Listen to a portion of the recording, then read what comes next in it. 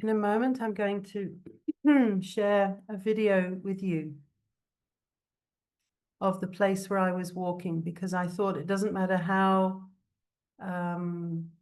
rich my vocabulary, how many adjectives I choose to describe it. If you can't see it, you can't imagine it. So I will be sharing a short video with you to show you exactly where it was that I was walking. But before I did, I wanted to share an excerpt from the book. So those of you who would have seen the announcement online or on social media, you will have seen this book, really, which was the genesis of my going on this walk, Black Lion Alive in the Wilderness. And I wanted to share with you from the prologue the story of how he came to be known as the Black Lion, because I think that the story itself has a very powerful message for all of us. And I also need to give you the context that he's describing walking through the wilderness and stumbling across a lion, which at first, because it was covered in blood, he thought had been shot and it was dead. But then as he walked nearer and a twig snapped, the lion jolted awake, and he realized to his horror that the lion was in fact not dead, but very, very much alive. And it had sprung to its feet, and there they were, literally inches apart from one another. And that's where I'm going to pick up this reading. It's there in the chat if you want to follow it with me. I knew that any mistake could kill me, that he was 10 times stronger than I was, that even if I fired the gun as he leapt, the shot might go wide or the gun jam. But I also know that from the depths of my heart, I did not want to shoot him. My deepest intention was to leave him unharmed. And my best chance of walking away unharmed myself was to communicate this intention. And so I spoke softly, more in my mind than aloud. Calm down, my brother. I know you are powerful. I did not mean to disturb you. Let us go on our way, and we will leave you in peace. It is this encounter that gave me the wilderness name, Black Lion. I embrace this name, not out of arrogance, nor believing that I had faced down a lion. I took it on as a reminder always to embrace the wild lion inside me. Instill in myself the power of sharing as the lions share their kills with the pride and with the hyenas and vultures that follow. To instill in myself the power to fiercely protect what I love, as the lioness protects her cubs. To instill humility and deep respect for the creatures who share this earth, and to remind myself that life is precarious, each moment a gift to be savored. My wilderness stories do not come from me.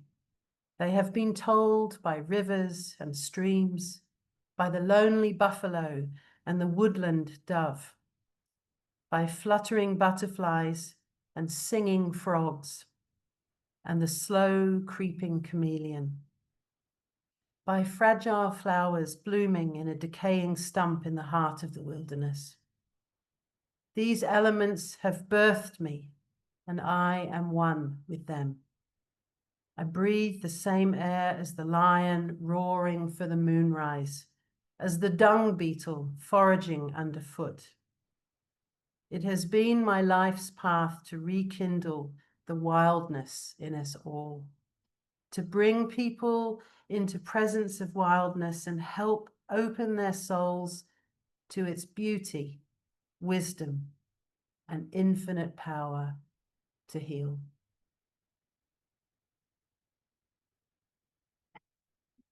And so with that, let me begin this journey that I want to take with you also by introducing you to this area known as Mfolozi.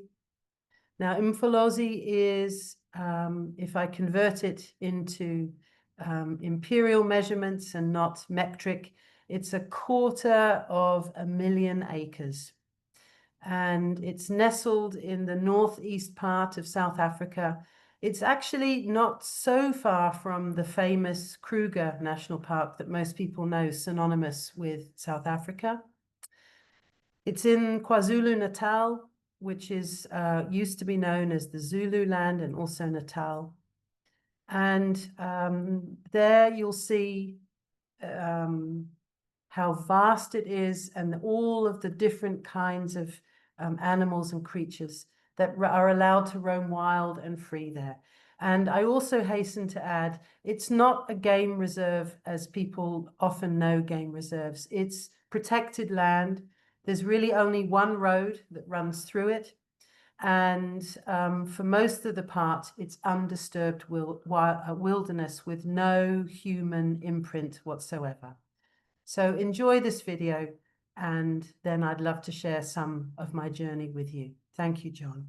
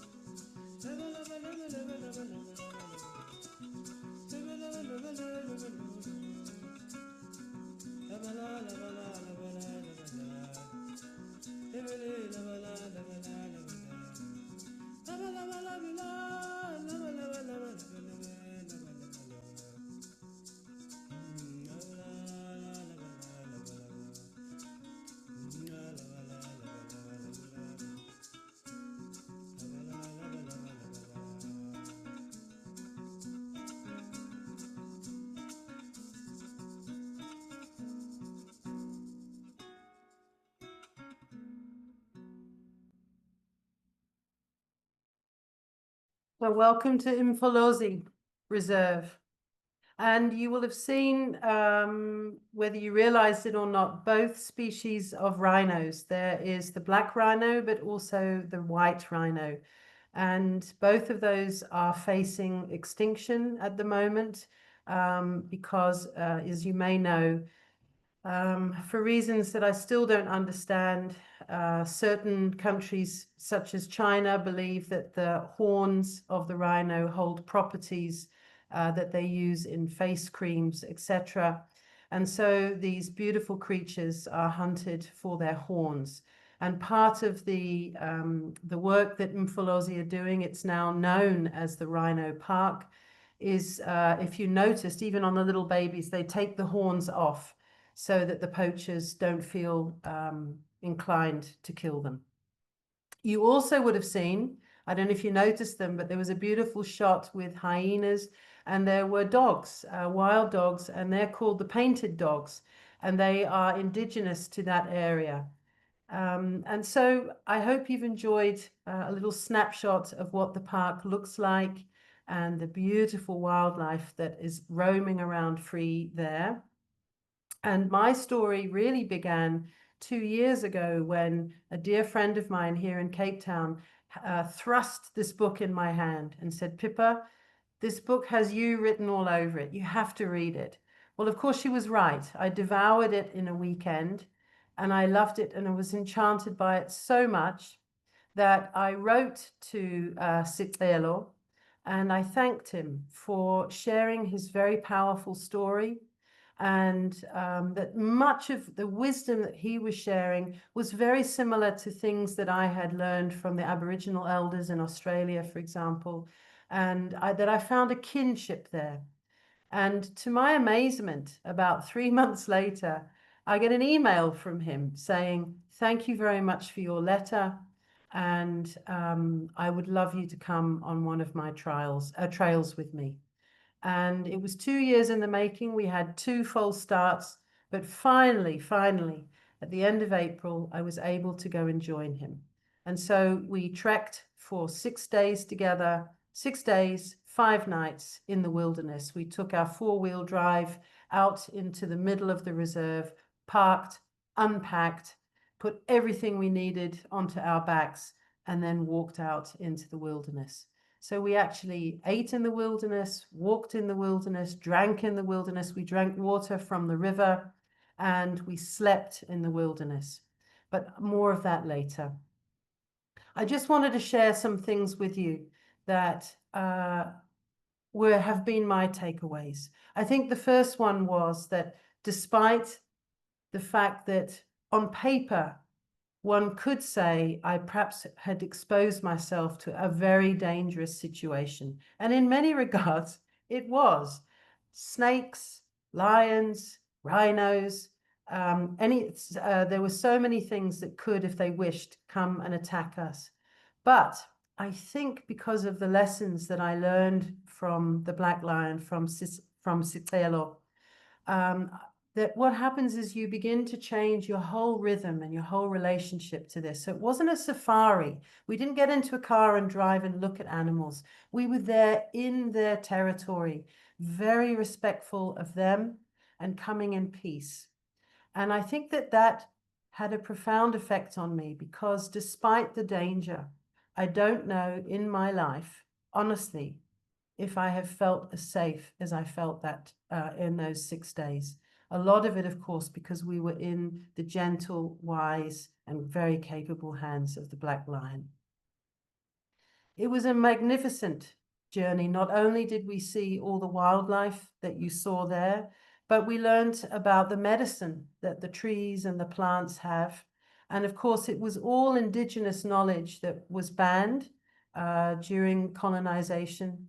And many of the Zulu people felt shame around almost what they knew, the rituals, their practices, and part of their healing, and Sicelo is one of them, having to re-embrace the knowledge that all the generations before him had known and passed down. And now he's so proud of it and he loves to teach it and share it.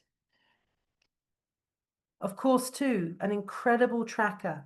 What happens when you're walking in silence and all your senses are alive? You begin to see things that perhaps you wouldn't have seen before.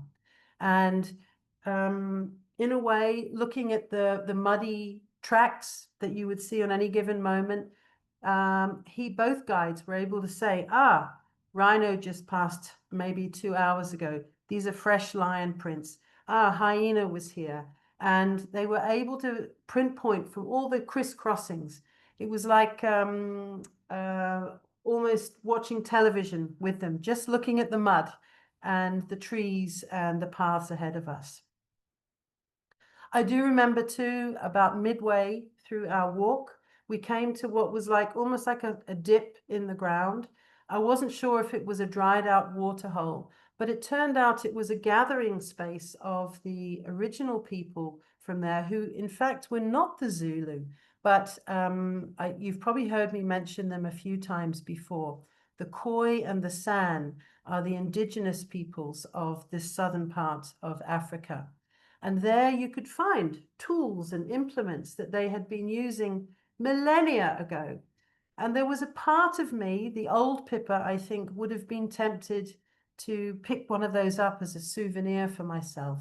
But I realized the greatest respect I could pay was not to disturb it, but just to leave it there, because this was part of what made up the landscape of this magnificent land, including its history, its people's history.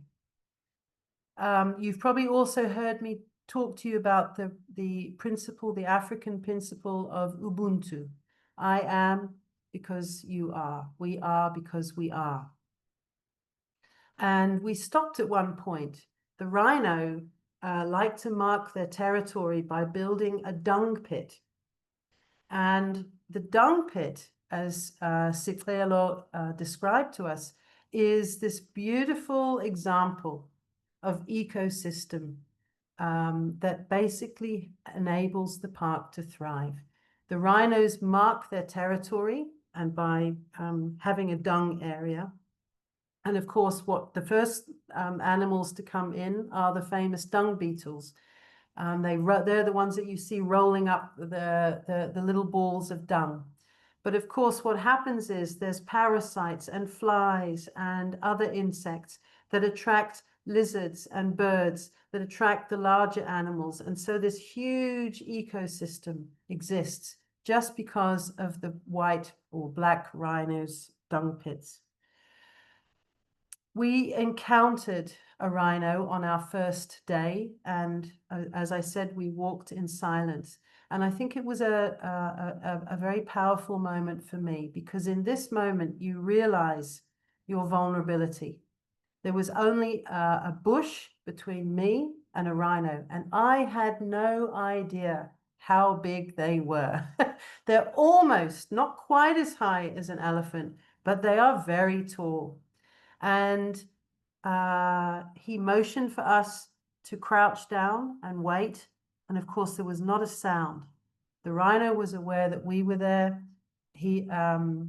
But we also were aware of our own vulnerability. And we just kept saying that we'd come in peace. We did not want to disturb him.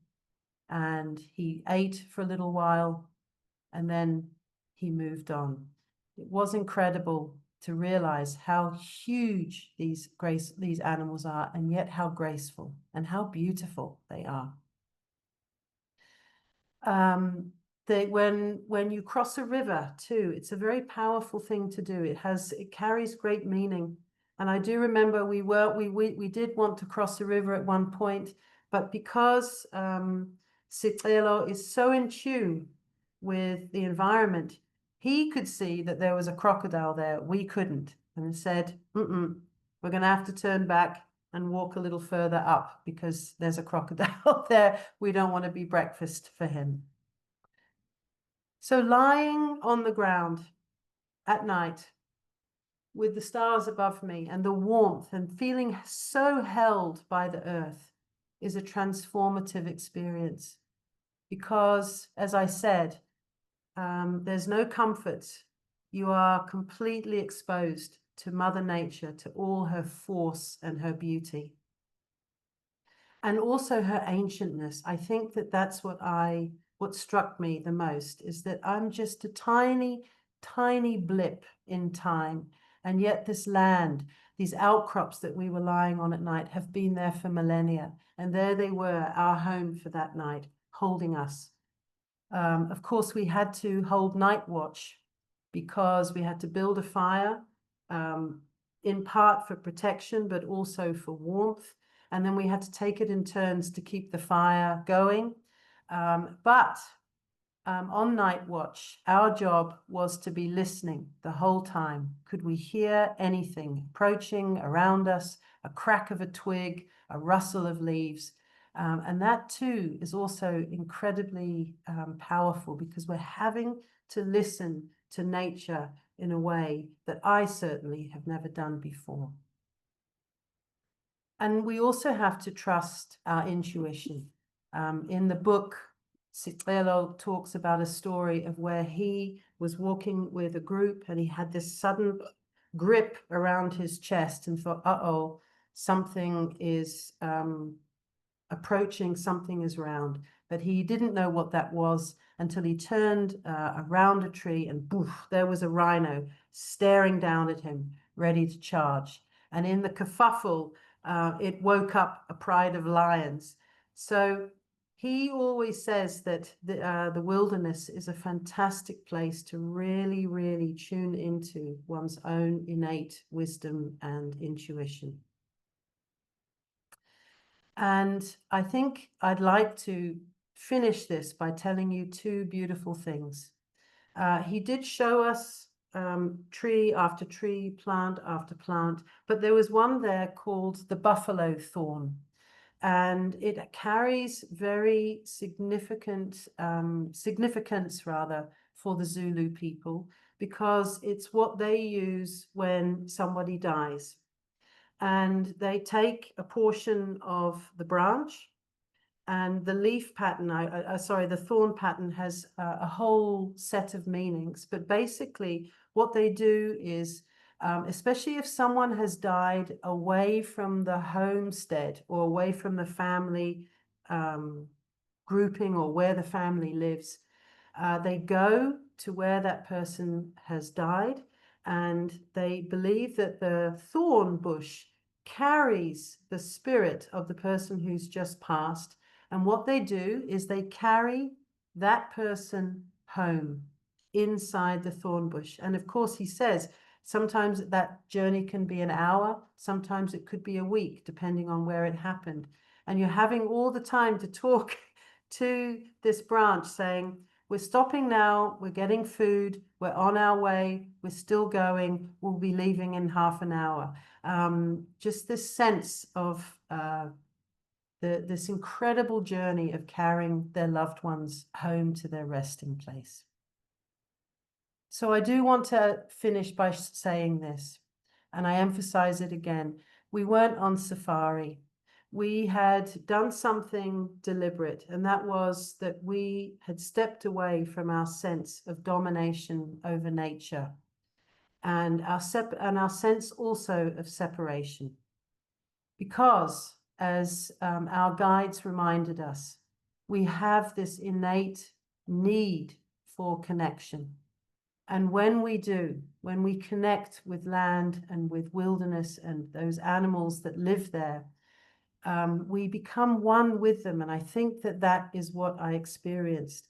For the 3 days after I left, I couldn't think about walking without wanting to cry out of the beauty, out of the profound lesson I had learned, to feel safe and to feel belonging and to feel part of this magnificent world in which we live, and that sadly, unfortunately, we're so disconnected from sometimes.